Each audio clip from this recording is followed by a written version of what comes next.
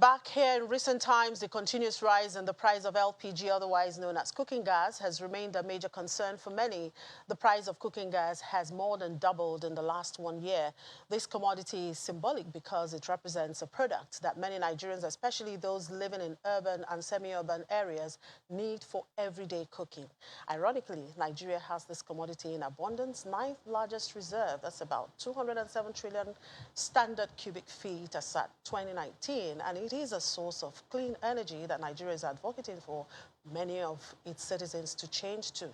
What are the key issues and where are we getting it all wrong? Deputy President, Nigeria LPG Association, and the MD Asiko Energy, Felix Ekundayo, joins us now.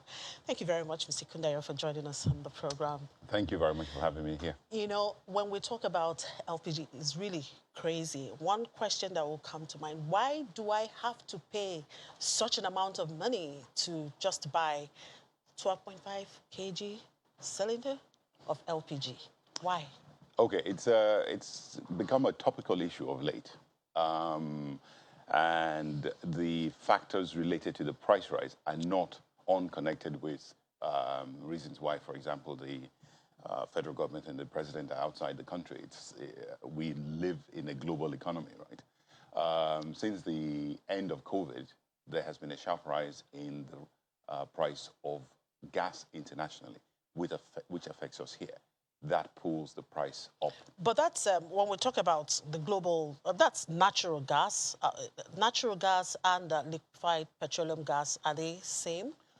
How should we say? They are related. One you might call a parent and the other an offspring. So LPG comes out of natural gas. Therefore, if the price of natural gas goes up, if the price of oil goes up, it would naturally pull the price of LPG up. So the three key factors that have driven up the price of LPG are, one, as I said, in terms of the global price rise. Following COVID, there's been a surge in demand. That has pushed the price of energy up. There's also been the unfortunate situation where we had the devaluation of the naira. The gas is priced in dollars, we are paying in naira, so the devaluation also had an impact on that. The third aspect, however, and that's the unfortunate part that we're now seeing, is adverse government policy. The effect of the first two effects were greatly impacted the price of LPG in the first 2 quarters, quarter one. Which is, when you talk about government policy, which is? The specific area of government policy that has affected us now is the imposition of VAT on imports. And not just the imposition of VAT on imports, a retroactive claim on VAT for the last 2 years. That's actually the biggest component of this spike. So what happened in effect was we had an anomaly for about 15 years. The Obasanjo administration had given a waiver, but in the waiver, they erroneously included the word import. So the waiver was on imports. When the domestic LPG program started under NLNG, of course, it was domestic, couldn't be classified as imports. FIRS interpreted that to be that they could tax that. Tax that. But you had this anomaly where imports were not taxed and local gas was taxed. So the Nigeria LPG Gas Association fought for roughly about 12 years to get that reversed. Every time we made progress, there will be some change in administration. I mean, taxing the local gas. Correct, correct. That made local gas a little bit more expensive than imports. We was finally able to reverse that situation in 2019 when we got the government to agree that, yes, this should not be taxed, and a gazette was put out. Unfortunately, when they now did the gazette, they ill-advisedly now stuck in the phrase domestically produced, as opposed to just writing LPG. That created the reverse problem. So now domestically produced was not VATed, but it left the way open for imports to now be VATed. They'd been covered under the Obasanjo waiver, but that was rescinded by a memo from the presidency, which is why I said ill-advisedly so. Now, the question again is, why should we be importing gas when, I mean, Nigeria houses one of the largest gas reserves. Um, I think sometimes we concern ourselves with um, populist, how should we say, mantras. We import quite a lot of stuff. Okay, we import gasoline. The biggest problem we have is not the import of gas. The biggest problem we have is the import of gasoline. That's what is actually affecting the economy the most. You will end up in a situation where you have a balance of trade. Even the US exports gas, imports gas. It really depends on where you are. So how much do we import and how much do we produce locally? Our proportion of imports have actually declined. So a number of local producers have been operating for about 12 years, be it PNG Gas, be it Zenergy, and so on.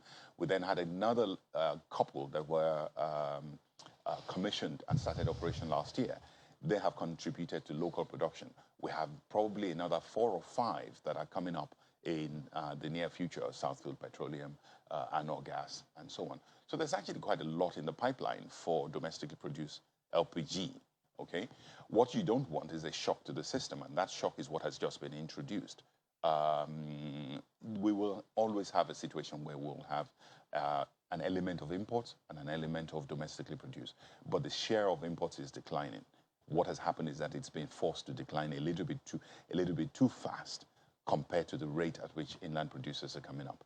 Now, there's this argument that another issue that this sector is facing is the type of cylinder that we use and, of course, the type of LPG that we produce, as in matching with the type of cylinder that we use. And, of course, I think we still import cylinders, isn't it? Yes, we import cylinders, but again, it takes time to get a manufacturing base up. In that time, there have been 2 major, at least actually 3. You have Ron Gas, who've setting up their fiber glass cylinders. You've got Technogas has set up a factory down in the Lekki axis, and you have a Chinese company that's been manufacturing for a number of years. They changed names, so I don't have their current name. But these are people producing cylinders locally. They have their challenges as well in terms of to do with policy and how you bring steel and material in to produce the cylinders. I'm not entirely sure what the context of matching cylinders to gas kind is. of gas. Okay, now for your association, what role do you play really in advocacy and, of course, in controlling perhaps the prices?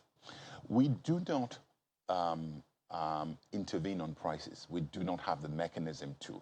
LPG has always been a deregulated product, so we don't have the mechanism to. What we do is advocacy. What we also do is in terms of bringing in the right skills and standards for people who want to work in the industry. It's only through the application of the best practices that you can bring down or you can make the industry more efficient. Prior to this shock that we've seen to the system, in fact, in real terms, gas pricing had been declining over time. This is the first time since the domestic LPG program, the DOM LPG program of NLNG, that we have seen gas prices hit this high. The last time it came this high was just before the DOM LPG program started, which was in 2007. So in my own, how should we say, 30 years or so of being in the gas business, this is a unique period. And I think it is one that requires urgent attention and coordinated attention. So talking about urgent attention and coordinated attention, what is that urgency there? What do you think should be done right now to really salvage the situation? And when are we likely to see the law of gravity taking a course in this matter? Okay. We are already beginning to see a significant impact on imports and importers because they feel persecuted. And you could argue that they are being persecuted. And yes, there's a revenue drive, but you're not going to gain a lot of revenue from a product that you are effectively promoting. We're supposed to be in the decade of gas, right? Therefore, it's incumbent on the government to make sure that in this decade of gas, it is easy to use gas, not difficult. Gas already has a lot of challenges. We're supposed to be going into auto gas. Auto gas can't really grow without the subsidy on petroleum products being removed. We're supposed to be going into industrial consumption of gas, but if the gas price is high, you're not going to get a lot of manufacturing industries using it. Then the domestic sector, which is the mainstay of the LPG industry, has this shock to the system in terms of the rise in the price of the cylinder, which homes and consumers can't afford. The real biggest issue is not the VAT going forward. The biggest issue is the way customs has gone about claiming 2 years of retroactive taxes. How do you claim taxes on the gas that was already sold over 2 years and then dump it on our stakeholders, right? How are they going to move forward? Some have actively decided they're shutting up shop for this year. They are not bringing in cargoes. I recently saw a memo yesterday to another producer, to another terminal from customs, effectively threatening them if they don't start paying within 7 days, they were going to shut them down. How do you claim 2 years of back taxes, right? By the way, this is after a meeting that was held in Abuja with the supervising ministry of the Customs and Excise, and where they said, yes, they accept that something has to be done, and the memo from the presidency needed to be addressed. But in the meantime, Customs has gone out on a revenue dash. Imports in September crashed by 50% to what they were in August. That's a significant drop. It's a supply-driven product, okay? Therefore, if you cut supplies, prices will spike. That's what we are seeing now. So we're likely going to have a difficult Christmas? Is that what we're expected to have? I mean, we will probably not find gas to cook our food. It's a self-inflicted injury, and it's one that can still be mended. Okay, so we have time. So I won't give a prognosis that we are going to have a very bad Christmas. However, if we don't resolve this How issue, much talk have you been, I mean, your association, how have you been discussing with the government to ensure that this ends before this year rounds up? there have been a number of approaches, soft approaches, formal approaches via letter, physical approaches through meetings where stakeholders were requested to attend a meeting with the Ministry of Finance. All of those issues have been tabled. All of those issues are known. What I said earlier, I said coordinated action. We are not getting coordinated action from the government. One part of the government is saying, yes, we understand what the problem is. Another part is saying, well, I have been given a mandate to raise money. Therefore, I am going to raise money unless I get to hear from Oga at the top, whoever that may be. That's the issue we have. So we've got two arms of government not agreeing with each other, and the executing arm of that of government at the moment is an issue. Coordinated action, a major takeaway. Well, let's just hope we eventually get it right and get all of these resolved, because we must cook plenty of food this Christmas. Thank you very much, Mr. Ekundayo, for coming on the show. We do appreciate your time. Thank you for having me on board. It's a pleasure. Well, Mr. Felix Ekundayo is the Deputy President, Nigeria LPG Association, and of course the MD Asiko Energy. Commodities market update is next after the break. Do stay with us.